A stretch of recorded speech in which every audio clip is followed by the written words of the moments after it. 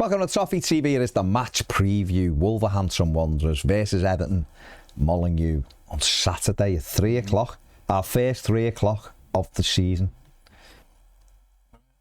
What? Yes, James. Oh, yeah, it's our first 3 o'clock. It's our first 3 o'clock. We had Leeds United away. Oh, yeah, it got 8 changed, o'clock. yeah. I was thinking We of had Brighton I was thinking of on Roma. Sunday at 3. Forget about Roma. Yeah, that's my bad. Premier League. Yeah. Wolves are away. Tricky game. In fact, Everton have only won once there since Wolves got promoted back in, whenever it was, 2018. And that was in COVID, 2021. Alex Iwobi and Michael Keane. Carlo Ancelotti is the manager when we were flying high. I think we were second that night when we won there in January. So it'll be a tough game. Yeah. It'll be a tough game. But Wolves, having started brilliantly, lost both of the games so far this season. But they did have a moral boosting 3-2 win over West Ham in the Carabao Cup on Tuesday night. So it'll be a tough game. But that being said, it's a game that I think Everton can win. Absolutely. I think if you... I mean, I know in the league they played Man City and they got absolutely battered by them, but played Bournemouth as well. And then even in the West Ham game, obviously they went behind, and then West Ham sort of have a bit of a thing at the minute where if they concede, they sort of lose their heads, and that's what happened again. So I feel like they're not a bad team to play right now. And I think if you look at last season, it was sort of us and them who were near the bottom, and then we both sacked our manager, we both went on a great run. Yeah. So I think we've improved way more this season, but I don't think they've brought players in, but none that sort of change everything for them. And obviously they've lost Cunha, stuff like that. So I think it's definitely an opportunity there for Everton to go and win, and we're in good form. You know, there's a lot of positivity around the club and stuff. So with the likes like Tyler Dibble and stuff coming in, adds new sort of elements to Everton. So yeah, I don't see why we couldn't go there with the intent of winning. And obviously, we meet in the Carabao Cup as well at Molineux. Both teams got through this week and will face each other in September. I think for, obviously, Wolves, you know, Slan Larsen is the big positive for them at the minute. You know, scored a couple of goals. In fact, could have had a hat-trick. Blaze one over the bar near the end, would have been his hat-trick. And he was really good for them last season. He had a good season. We'll have a look at him in a bit. But there's a lot of talk about him at the moment.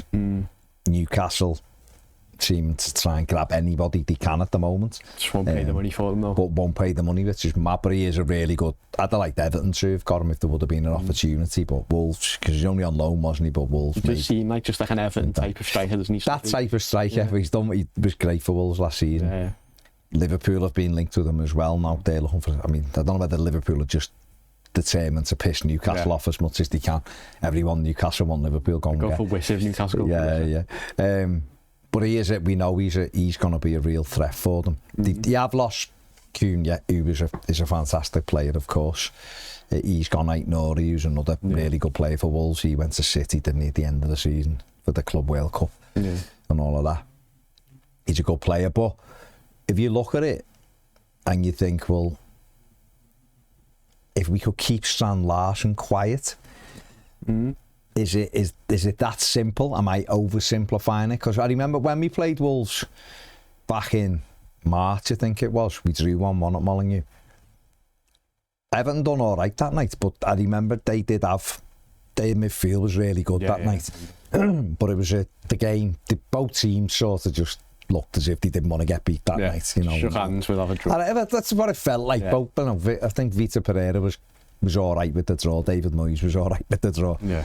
And it sort of petered out because we had took the lead, haven't we? Then Wolves took the lead and then we equalised, didn't we? But you look at it and you just think, like I said before, this is an opportunity for Everton to go and put a marker down. I said this before the Leeds game. With no confidence that we would go and do that before the Leeds game, even though, my opinion, Wolves are the better side than Leeds. We went to Leeds and we just never got going at all. And second half we were better, but we lose the game to a penalty. But like you just said, we've added. You know, Jack Grealish had only just come in when we played Leeds. We saw what he can do against Brighton. We've also brought in Tyler Dibbling now. We've got Michalenko back. So the squad's getting stronger and stronger all the time. So how are you looking at this game? Yeah, I think from the Brighton game, we learned a lot about the Everton team as a whole. I think, as you said, for the Leeds game, Jack Grealish only just came in. You know, there was a lot of players who were out of position, but it was the first time. So like a James Garner played left back for the first time, stuff like that. And obviously he's got the experience from that, and he played well against Brighton there. And I think other players too, from the Carabao Cup game, like Alcaraz, you've seen him, he's got a bit more quality. Barry's got more experience now. And then Diblin's another option, but also we sort of unlocked a bit of a partnership with Grealish and Ndai, which wasn't really there before. So we've seen them link up for the goal, obviously the first goal against Brighton, but then them speak about how they enjoy playing with each other and stuff like that. So something that we spoke about a lot last season was that because our only really real outlet was Ndai, they'd just double up on him and then he'd sort of be quiet for the whole game. But now they double up on him, they've got to double up on Grealish, which makes loads of space. So I think having them two together in the same team, whether he plays them more centrally or plays them on the right, it's a good combination to have. And then, as you said, we've signed Tyler Dibblin, we've got Dewsbury Hall, Harrison Armstrong, even 2 assists. Is he going to be up for a shout of, you know, wanting to come on and carry on his form? So for me, it just right now everything feels really positive about Everton and going into it. And I think we're in a good space. The players all seem like they're enjoying playing with each other. We're playing decent attacking football. The defence, we're starting to get players back like Michalenko. Asnu potentially could be back, and so we've got them as well. So slowly but surely we're starting to build like a really good team, and we saw the Carabao Cup bench, probably the strongest bench we've had in years, and so we just keep building on it. I don't see why we couldn't go to the Wolves and get a point, or not get a point, get a win. And yeah, I'm quietly confident about it. I feel like I'm loving the positivity. All I'd say is go and watch the video from a week ago after Leeds. Yeah. That same positivity wasn't ringing around, but Everton have followed it up with back-to-back victories, of course, scoring a couple of goals. It will be interesting to see what David Moyes does do this weekend. Of course, Michalenko played 89 minutes or whatever it was against Mansfield, so he'll be available again. James Garner, like you said, did well at left back, but he is a midfield player, so there's options there. I imagine Tyler Dibling will be on the bench again and Jai play off the right. Grealish, Dewsbury Hall will come back in, so immediately you're looking and going, well, people like Alcaraz will be back on the bench. What use the striker? What you do up front, because I noticed the other night, certainly in the first half, West Ham could have scored 2 or 3 goals simply by running off the Wolves centre-back and getting in. Bowen got in a couple of times. Souček should have done better. They did have really good opportunities. So I just wonder if the manager will go with Tierno Barry again, who was very good against Brighton. You know, some nice touches in midweek against Mansfield. Or will it be sort of the direct running of Beto in behind? Will he go for that? So that's an interesting one, what David Moyes does there. Let's have a look at Wolves' starting 11 from the last game, which was Bournemouth. We haven't done the cup game because you mix and match. The league's normally a better indicator. So Jose Sarr in goal, he had Doherty, Agbadou and Gomez, the back 3, and then Hoover, Belliger, Gomez and Wolf, and then the 3 up there. But Strand Larsen's the one that stands out, and another player as well, obviously, who come off the bench the other night for them and did really well was Tchoué, who was Everton were linked with last season. He was at Hellas Verona, and I thought we could have probably done with him last year, and it looked at one stage like Everton were going to get the deal done, and then it didn't happen. He's gone to Wolves. He is quick. He's a winger stroke wing back, who plays right back as well. He had a great ball in the other night for the winner. Strand Larsen with a great header. They've also got Andre, who I thought when we played in the 1-1 back in March was excellent for them in midfield. He was linked with Liverpool, wasn't he? But he was only on the bench at Bournemouth, so I don't know whether Peter Pereira will put him back into midfield. But he's a good player as well in midfield. So they've got some good players. Yeah, I think sort of the midfield was last time was where with the draw, where they sort of was the strength, and it's sort of been Everton's weakness in a way. I think with the first few games, so it's been an interesting battle. But I think like Strand Larsen and stuff, having Michael Keane and James Tarkowski, I think the sort of physical game is where they're sort of at the best. So it's especially Tarkowski, I think you saw it against Mansfield last night, that when the strikers were having a go at him, he was laughing, he was enjoying it. So I think he'll enjoy that sort of battle. But I think the big issue is the pace issue, really, isn't it? I think Everton really haven't sort of recognised it or got someone in to sort of combat that. So the likes of like Tachuan and other players that they've got, I think that'll be the big battle for them. And whether Michalenko and whoever plays right back, whether it is Coleman who had a decent 90 or it'll be Jake. It'll be Jake O'Brien. It'll be Jake O'Brien. Let's be honest, it's Jake O'Brien. It'd be interesting. I'll be sort of battling. I know it's an interesting point you just made about Sam Larson though, because I remember in the game at Goodison when we won 4-0, it probably should have been 8. We scored 2 goals that were disallowed and 2 sitters missed as well. And one of those nights where Wolves just had a terrible night, and Everton never, we done okay that night and scored goals. But I remember Tarkowski giving him, bullying him a little bit, Sam Larson, and he'd done nothing all night. And that's what is going to have to happen. We're going to have to try to keep him quiet because he is the main threat. That is, of course, unless Newcastle or Liverpool have bought him in time. And that's perfect. I imagine if your Wolves no deal is getting done, at least until Sunday. Yeah.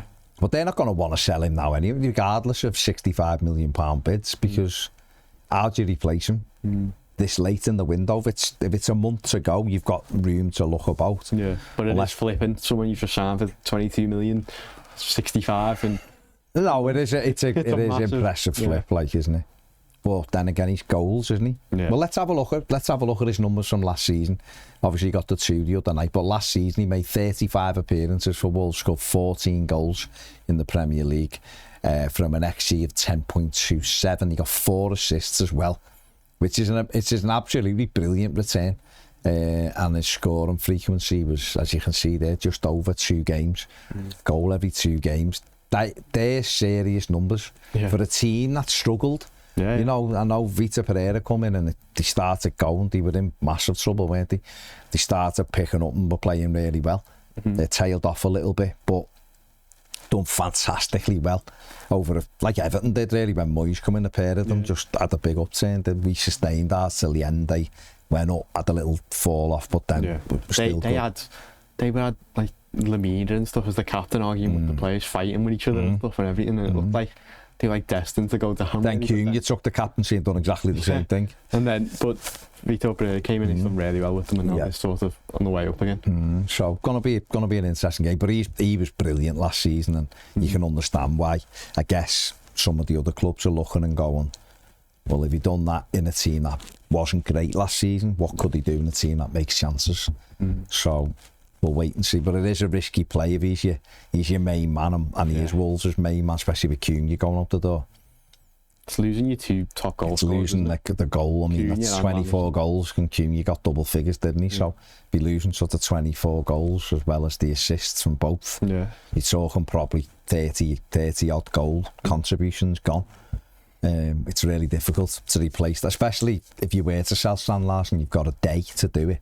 Yeah, and it's a gamble. Yeah. Who can you get? Who's going to guarantee it? So we'll have to wait and see what happens with them.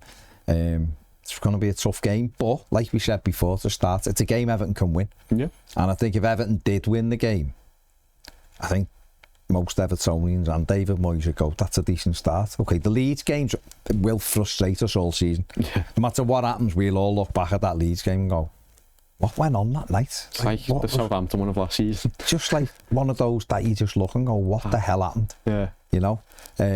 So let's make sure we don't go and play like we did at Leeds on Saturday. At Molyneux, it'll be a tough game. There you go. Let us know what you think in the comments section below. Can Everton go there and get the first away win of the season, win at Molyneux for a change? It's been few and far between those victories at Molyneux. We're in the top 8 at the moment, aren't we? So it'd be nice to stay there. Nice to stay there. Why not? Come on, you Toffies. Let us know what you think in the comments section below. Make sure you give the video a thumbs up, subscribe if you haven't, and if you want to become a Premier member, the link is in the description. The QR code will be on in a minute. One other thing to point you to, we are doing a 24-hour live stream for deadline day. It starts Sunday evening. We'll put all the times. I think it's probably going to be 10 o'clock on Sunday evening. So come and join us, especially if you're up, if you're the night owl. Come and join us. I don't know what, we'll just probably be talking footy and doing lots of other things to pass the time.